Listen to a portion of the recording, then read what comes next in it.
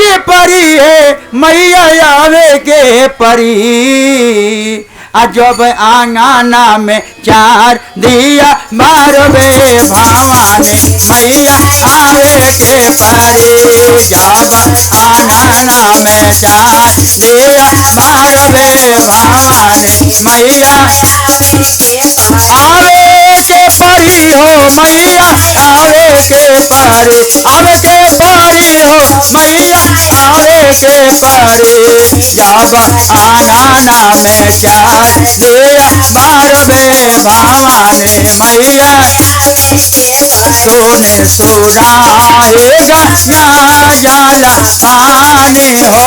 सोने सिंहासन रतन अंगना में चरण पखार हे भवानी मैया आवे के परी। अंगना में आसन बैठाए हे भवानी मैया आवे के परी। जब आंगना में चार दिया मारबे भवानी मैया आवे के परी हो मैया आवे के परी। आवे के परी हो मैया आवे के परी। जब आंगना में चार दिया मारबो भवानी मैया आवे के परी। जब आंगना में चार दिया मारबो भवानी मैया सोने के थाली का रंग रंग मेवा हो। हरौल फूला वाके गजला गोदावली हो। अंगना में भोगा वाला गायबे भवानी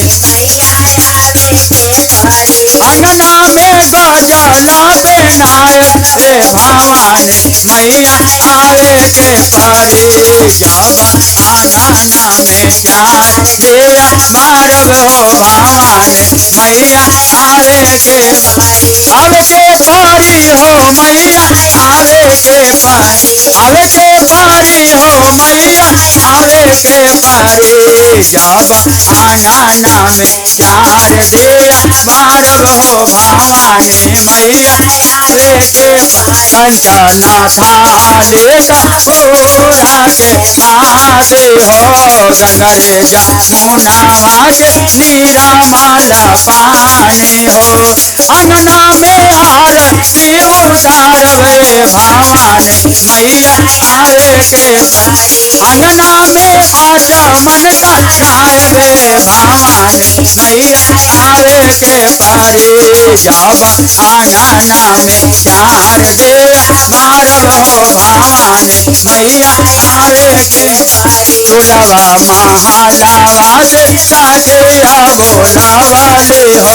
फुलवा महालावा से साकिया बोलावा। अंगना में भजना सुनाएबे भवानी मैया